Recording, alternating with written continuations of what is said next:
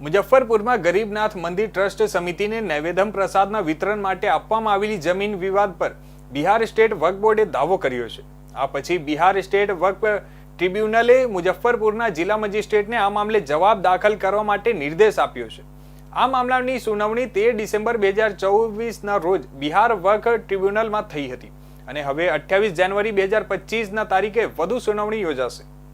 નૈવેદ્ય પ્રસાદના વેચાણ માટે બાબા ગરીબનાથ મંદિરને આપવામાં આવેલી જમીન પર વકફે દાવો કર્યો છે। આ પછી બિહાર સ્ટેટ વકફ ટ્રિબ્યુનલે મુઝફ્ફરપુરના જિલ્લા મેજિસ્ટ્રેટને આ મામલે જવાબ દાખલ કરવા કહ્યું છે। આ કેસમાં વકફ ટ્રિબ્યુનલ સમક્ષ જિલ્લાનું પ્રતિનિધિત્વ કરનાર એડવોકેટ અંજુમ અખ્તરે ડીએમને પત્ર મોકલ્યો છે। તેનો જવાબ આપવા માટે બિહાર બીસીએફ ટ્રિબ્યુનલ પટનામાં મંજર હસન વિરુદ્ધ બિહાર રાજ્ય અને અન્યના કેસની સુનાવણી 28 જાન્યુઆરીએ હાથ ધરવામાં આવશે।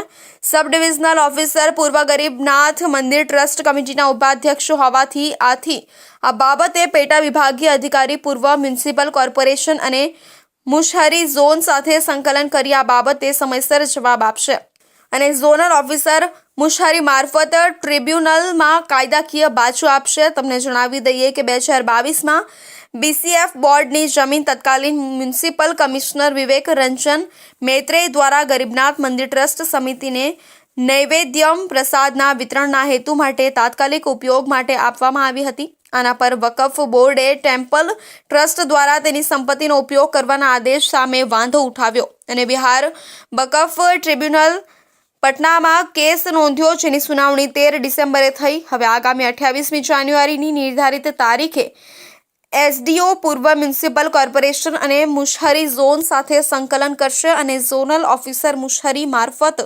કાયદાકીય બાજુ રજૂ કરશે। हमारे पूर्वज कहते थे कि उस समय इमामबाड़ा था, हम लोग जाके उसमें जो है धार्मिक रूप से सारे काम को करते थे।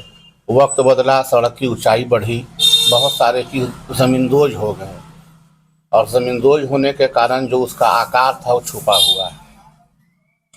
यहाँ पे जितने भी हिंदू भाई या मुस्लिम भाई हैं, आपस में मिल के इस विषय पर कितनी बार चर्चा हुई कि इसका कोई परमानेंट निष्पादन निकाला जाए, परंतु अभी तक नहीं निकला।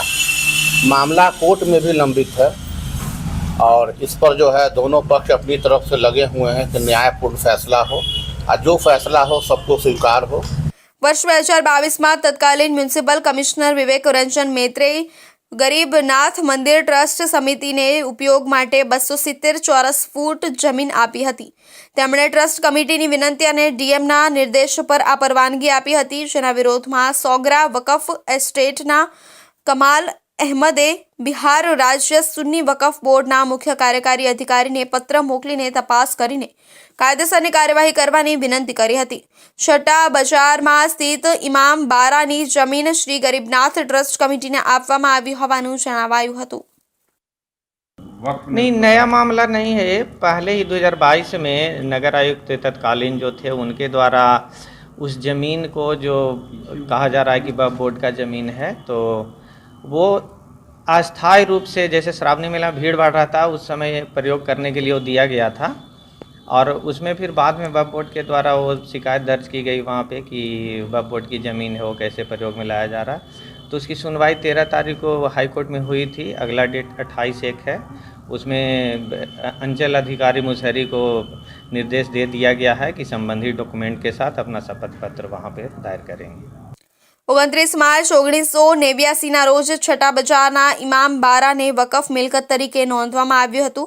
ગયા વર્ષે Bihar State Bank of India ટ્રિબ્યુનલમાં કેસ આવ્યો હતો। એડવોકેટ અંજુમ અખ્તરે ડીએમને મોકલેલા પત્રમાં લખ્યું છે કે આ જમીન કોર્પોરેશન દ્વારા નૈવેદ્ય પ્રસાદના વિતરણ માટે આપવામાં આવી હતી। આ મામલામાં દાવો દાખલ થયા બાદ 13 ડિસેમ્બરે સુનાવણી કરતી વખતે ટ્રિબ્યુનલે પૂછ્યું હતું કે વકફ બોર્ડના મુખ્ય કાર્યકારી અધિકારીના પત્ર પર શું કાર્યવાહી કરવામાં આવી છે। તેનો જવાબ આગામી તારીખે દાખલ કરવાનો છે। જિલ્લા કાયદા શાખાએ આ બાબતે અધિક કલેક્ટર અને મુશહરીના સર્કલ ઓફિસરને માહિતી સાથે જરૂરી કાર્યવાહી કરવા વિનંતી કરી છે।